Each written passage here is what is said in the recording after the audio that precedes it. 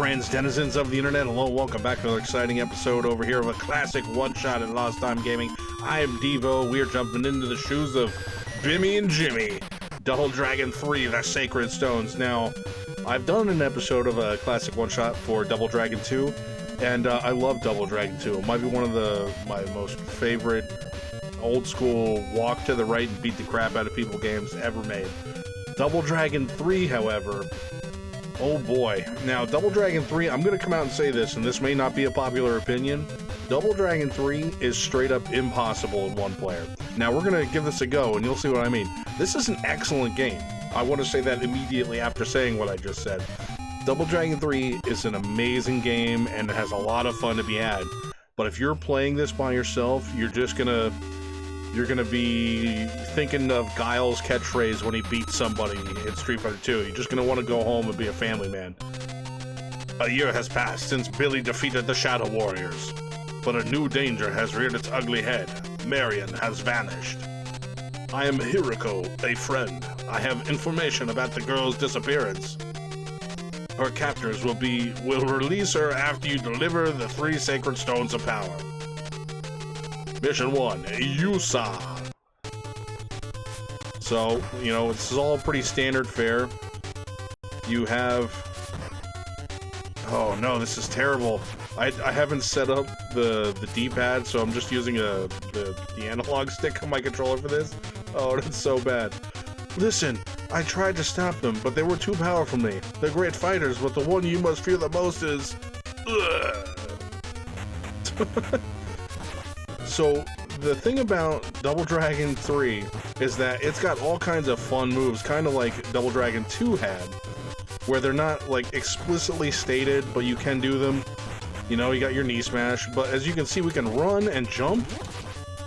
What you can really do that wrecks people in this game is you can run and jump and do kicks off the walls, and that does, like, a lot of damage.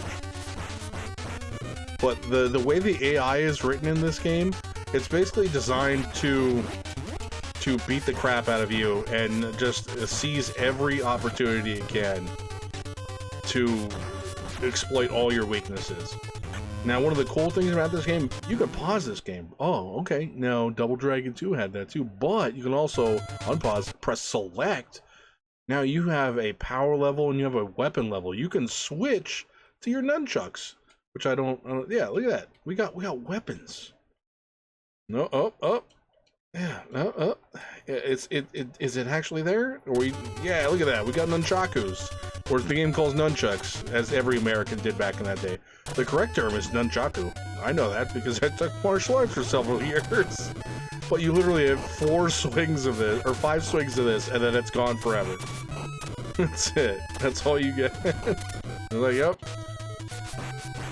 Now, to be fair, that's why the nunchaku was really never designed to be used as a weapon. It was always like a tournament piece, something you would use to perform a form or a kata of some sort. You would very rarely would you actually use a nunchaku as a weapon, just because it's extremely dangerous to do so. If you've ever seen Enter the Dragon, I want to say. The nunchaku that Bruce Lee uses. You can see me getting the crap kicked out of me right now, too. They're just, every second they can, just punching and kicking the crap out of me. The nunchaku that Bruce Lee uses in that movie, I believe, is 16 pounds. I don't know if that's 8 pounds per, like, you know, half on the weapon, but, like, it's so heavy because when you beat somebody with an unattached weight, and, you know, you have the thing called, I believe it's elastic. Trying to think of my physics here. It's an elastic collision. So the nunchaku hits the person, but because it's not attached to anything rigid, it bounces off. Some of the energy is transferred, obviously, and that causes damage. But in reality, the piece of the nunchaku is going to come directly back at your hand because you were the one swinging it and try and crush your fingers. So it's kind of like a dart chain where you just have to keep moving it, and otherwise you die a horrible death using your own weapon. But that was Double Dragon 3, the Sacred Stones. As you can see, we got to the 3rd screen of the game there, and that's pretty much the high water mark for this. We'll give it another go, and I'll try and talk a little less. But you can see that the combat is much less forgiving in this game. When you kind of move vertically downward onto an enemy to like get an advantage on them or grapple them, they are far more likely to exploit that moment to beat the crap out of you. Just trying to skip this guy's talking, but nope. His text is on auto scroll. Basically just every enemy in the game is designed to be unfair, which is fine. You know, I'm not against a challenge, especially in an older game. That was the whole point that made them longer games, was they were challenging. But like, you see stuff like that guy jumped into his opponent, or jumped into his AI companion, and then the companion threw him at me. Now, you may be wondering, well, that's kind of BS, like, I can't do that. Now, you can do that in the 2-player mode.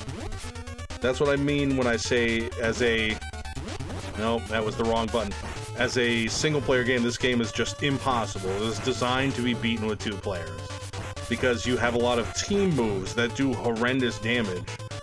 Like the run and jump off the wall, you basically jump off the wall and do a kick like that, and it does a lot of damage, and it's a great way to eliminate weaker enemies. But when you're with 2 players, you can kind of jump at your co-player and have him throw you at other people and things of that nature. It's basically just more options. You know, as it stands, you have 2 buttons. Obviously, it's Nintendo. You have punch and kick, but there's so much more to it because it's Double Dragon. You pick up weapons, you can grapple people and do all kinds of weird close quarter stuff to it. But most enemies in the game, one will get in front of you and try to punch you. The other one will get behind you and try to walk backwards slightly and jump kick you. That's their entire tactic, and it's just the cheapest piece of crap ever. Alright, well, this is going to be a short one, though. Didn't have a lot of time this week, so I wanted to get a classic one-shot out, and I wanted to get another video out, which you probably already seen, the Doom 2 ray tracing. Again, sorry for the short videos, just didn't have the time this week. Expect to be back to what is almost certainly going to be the conclusion of Max Payne, and probably Outlast 2 next week. We might be giving RoboCop a miss. Either way, I'm Diva at LostTimeGaming. If you enjoyed the video today, feel free to leave a like, leave a comment, and get subscribed. Let me know down in the comment section below what you thought about my gameplay, my commentary, or anything else in general. That being said, thanks for watching, and as usual, I'll catch you all on the flip side.